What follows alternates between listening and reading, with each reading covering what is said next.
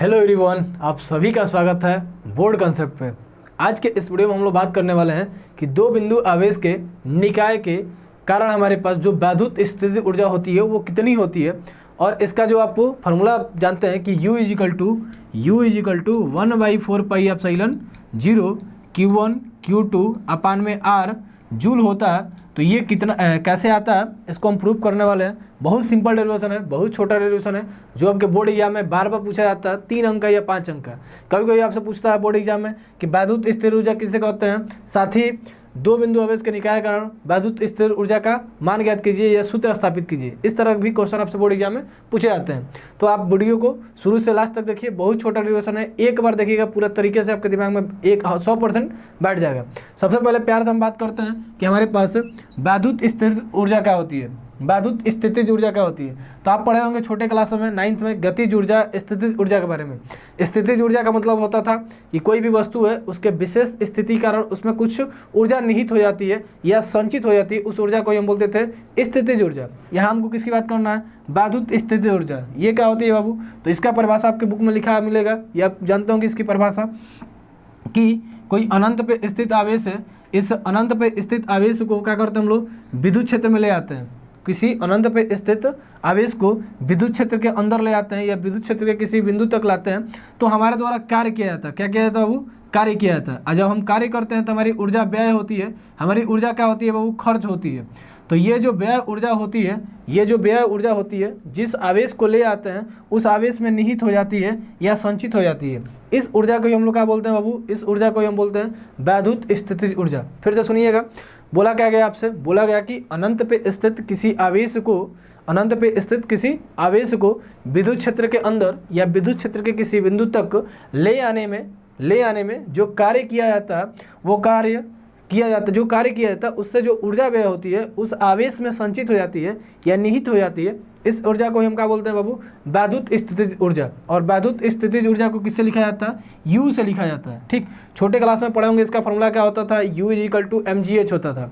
जब छोटे क्लास में जब हमको हाइट देता था, फिर हमारे पास कुछ उसका वेट देता था या मास देता था, फिर हमको G पता होता था, G इजिकल टू 9.8 मीटर पर सेकेंड स्क्वायर, वो होता है G गुरुत्व त्वरण के बारे में। तो वो सारी चीज़ें थी, छोटे क्लास में आप लोग पढ़े थे। हमें यहाँ बात करना है कि वैद्युत स्थितिज ऊर्जा क्या होती है। तो एक बार फिर से समझ लीजिएगा कि अनंत पे स्थित किसी भी आवेश को जब आप विद्युत क्षेत्र में लाएंगे तो जो आप काम करेंगे उस काम को करने के बाद जो आपकी ऊर्जा व्यय होगी उस जो आप आवेश ले आ रहे हैं उसमें संचित हो जाएगी। सिंपल उसी ऊर्जा को हम क्या बोलते हैं, वैद्युत स्थितिज ऊर्जा। चलिए ये क्लियर हो गया होगा। तो आज का जो हम लोग का मेन टॉपिक है उसकी हम लोग थोड़ा बात करते हैं कि दो बिंदु आवेश का निकाय कोई है, उस निकाय के कारण वैद्युत स्थितिज ऊर्जा कितनी होती है। तो मान लीजिए कि आपके पास कोई निकाय है, निकाय का मतलब आपके पास एक सिस्टम है और उस सिस्टम में दो आवेश है। एक मान लीजिए कि आपके पास Q1 आवेश है, एक बाबू मान लीजिए कि आपके पास Q1 आवेश है, एक आपके पास क्या है Q1 आवेश है, और बाबू एक आपके पास क्या है Q2 आवेश है। क्या है बाबू, एक आपके पास Q2 आवेश है और दोनों आवेश एक दूसरे से R दूरी पर स्थित है। कितने दूरी पर स्थित है बाबू, R डिस्टेंस पे स्थित है। जो एक निकाय बना रहा है या एक निकाय के अंदर दो आवेश Q1 Q2 R डिस्टेंस पे R दूरी पर स्थित है। ठीक, अब थोड़ा प्यार से समझिएगा, R दूरी पे स्थित है तो हम इस निकाय के कारण हमको क्या निकालना है, स्थितिज ऊर्जा। यहाँ आप लिख देंगे माना दो बिंदु आवेश Q1 और Q2 एक दूसरे से R दूरी पे स्थित है जो एक निकाय बनाते हैं। यहाँ लिख देंगे आप कि माना दो बिंदु आवेश Q1 Q2 एक दूसरे से R दूरी पर स्थित है जो एक निकाय बनाते हैं, और हमें इस निकाय के कारण या इस निकाय में वैद्युत स्थितिज ऊर्जा का मान ज्ञात करना। चलिए ये जब काम आपका हो जाएगा तब हम क्या करते हैं, इसके बाद हम क्या करते हैं बाबू, ये चीज़ निकालते हैं कि Q1 को Q2 के पास जब हम ले जा रहे हैं, Q1 को जब हम क्या करते हैं Q2 के पास ले जाते हैं बाबू, तो ले जाने पर हम जो कार्य करते हैं उस कार्य के कारण जो विभव उत्पन्न होता है वो कितना होता है। यहाँ लिखेंगे बाबू Q1 को Q2 के पास ले जाने में किए गए कार्य के कारण उत्पन्न विभव आप पढ़े थे एकल बिंदु आवेश कारण विभव कितना उत्पन्न होता था, v इज इक्वल टू 1/4πε0 या एप्सिलॉन नॉट, ठीक। और q अपान में होता था बाबू r, q अपान में r, और यहाँ होता था आपका वोल्ट, क्या होता था बाबू, वोल्ट। तो यहाँ पे किस समय इसको लगेगा है Q1 को, तो यहाँ पे हो जाएगा Q1 अपान में R। ये क्या हो गया बाबू, ये हो गया आपके पास, ये क्या हो गया, यहाँ पे उत्पन्न हो गया कि Q1 को जब Q2 के पास ले जा रहे हैं तो हमारे पास जो विभव में अंतर उत्पन्न होगा वो कितना उत्पन्न होगा, ठीक। अब हम क्या करते हैं, Q2 को ले आते हैं Q1 के पास। Q2 कहाँ ले आते हैं बाबू, Q1 के पास। एक बार Q1 को Q2 के पास और एक बार Q2 को Q1 के पास, तब वहाँ निकालेंगे कार्य। क्या निकालेंगे बाबू, कार्य। अब लिखेंगे Q2 को Q1 के पास ले जाने में किया गया कार्य। अब आप कार्य क्या जानते हैं, आप पढ़े थे कि v इज इक्वल टू क्या होता है, w बटा में q होता है। w का मतलब क्या होता है, किया गया कार्य। तो यहाँ पे आप बताइए w इज इक्वल टू क्या होगा, यहाँ पे बताइए w इज इक्वल टू क्या होगा, तो बोलेंगे sir w is equal to हो जाएगा v q। क्या हो जाएगा बाबू, v q। किस आवेश को हम ले गए थे बाबू, Q2 को, तो यहाँ पे हो जाएगा v Q2। क्या हो जाएगा बाबू, v Q2। Q2 को अब की बार ले गए थे, पहले Q1 को ले गए थे, अब की बार किसको ले जा रहे हैं, Q2 को ले जा रहे हैं। तो यहाँ क्या हो जाएगा, v Q2, ठीक। अब समझिएगा ये आपके पास मान लीजिए कि ये फर्स्ट इक्वेशन है। कौन सा इक्वेशन है, फर्स्ट इक्वेशन। फर्स्ट इक्वेशन से आप क्या करिए, v का वैल्यू यहाँ पुट कर दीजिए। फर्स्ट इक्वेशन समीकरण 1 से समीकरण 2 में मान लीजिए, चलिए समीकरण 2 है, या यहाँ पे आप v की जगह पे इसका वैल्यू पुट करिए। चलिए अब हम क्या करते हैं, समीकरण 1 से v का मान रखते हैं। समीकरण 1 से v का मान रखने पे, v का मान रखने पर v का मान रखने पर जब रखेंगे बाबू तो क्या हो जाएगा, तो आप बोलेंगे sir w is equal to, v का वैल्यू है हमारे पास 1/4πε0 Q1 अपान में r। सर यहाँ पे क्या है Q2, तो यहाँ पे क्या हो जाएगा, इनटू का Q2। यही फार्मूला ले आना था, लेकिन हमको क्या ले आना था बाबू, u इज इक्वल टू लाना था।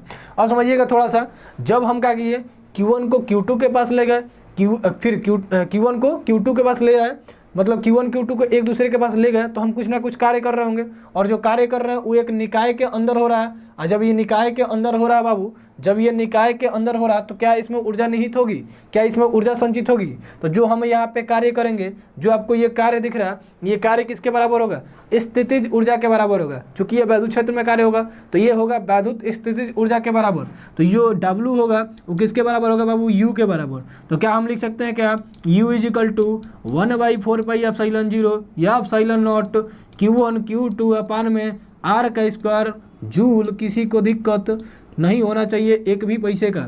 चलिए फिर से एक बार देख लेते हैं प्यार से, बहुत छोटा डेरिवेशन है। पहले प्यार से आपको मस्त तरीके से क्या करना है, एक निकाय बनाना है, जिस निकाय के अंदर आपको Q1 Q2 रखना है, दो आवेश को एक दूसरे से r दूरी पर। जब रखेंगे तो एक निकाय बन जाएगा। फिर प्यार से एकदम इसको Q1 को Q2 के पास ले जाइए और Q2 को Q1 के पास ले आइए। उसके बाद बाबू दोनों को ले आएंगे तो इसके कारण विभव निकाल लीजिए और इसके कारण कार्य निकाल लीजिए। चूंकि इस निकाय के अंदर कार्य हो रहा, तो कार्य इस निकाय के अंदर जब हो रहा है, कार्य जब इस निकाय के अंदर हो रहा है, तो इस निकाय के अंदर एक स्थितिज ऊर्जा संचित होगी। तो उसी स्थितिज ऊर्जा को क्या बोलेंगे हम लोग, वैद्युत स्थितिज ऊर्जा। और उसको किससे लिखें, U से। तो ये जो कार्य होगा किसके बराबर हो जाएगा, U के बराबर। तो ये आपका डेरिवेशन है। आप इसका चाहे तो स्क्रीनशॉट ले सकते हैं। थोड़ी सी स्टार्टिंग में आप लिख देंगे यहाँ पे, माना Q1 व Q2 दो बिंदु आवेश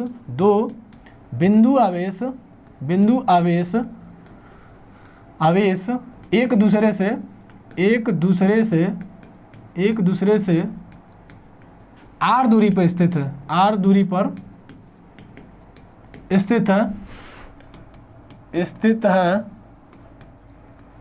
जो एक निकाय बनाते हैं, ठीक बाबू। यहाँ लिख दीजिएगा, थोड़ा सा बढ़िया हो जाएगा और आपको 3 अंक या 5 अंक आपके बोर्ड एग्जाम में जैसे पूछेगा उसके हिसाब से मिल जाएंगे। आशा है कि आपको समझ में आया होगा चीज़ें। और किसी प्रकार का दिक्कत आपके मन में हो तो वीडियो के नीचे आप कमेंट कर सकते हैं। और आप सभी को पता है कि हम लोग एक सीरीज चला रहे हैं जिसमें फिजिक्स के और केमिस्ट्री के सारे इंपॉर्टेंट क्वेश्चन कवर कराए जा रहे हैं। फिजिक्स और केमिस्ट्री के सारे इंपॉर्टेंट क्वेश्चन कवर कराए जा रहे हैं। वीडियो अगर आप पीछे का नहीं देखें तो chapter wise line by line आपके जितने इंपॉर्टेंट क्वेश्चन आपके बोर्ड एग्जाम में बार बार पूछे जाते हैं सारे को कवर कराया जा रहा है। तो प्ले लिस्ट में आपको वीडियो मिल जाएगा, और वीडियो पसंद आया तो वीडियो को अप्लाई कर सकते हैं। और चैनल पर पहली बार आप विजिट किए हैं तो चैनल को सब्सक्राइब कर लीजिए, क्योंकि ऐसे ही इंपॉर्टेंट क्वेश्चन के साथ साथ बहुत सारे बोर्ड के एग्जाम के लिए बहुत सारी चीज़ें यहाँ पे बोर्ड कॉन्सेप्ट पे मिलती हैं। तो वीडियो पसंद आई तो फिर हम बोलेंगे कि वीडियो को लाइक कर दीजिए और चैनल पे पहली बार आए तो चैनल को सब्सक्राइब कर लीजिए। मिलते हैं ऐसे ही वीडियो के साथ। आप चाहें तो इसका स्क्रीनशॉट ले सकते हैं, इसका स्क्रीनशॉट आप आसानी से ले सकते हैं। चलिए बाब, बहुत बहुत धन्यवाद आप सभी का। मिलते हैं अगले वीडियो में।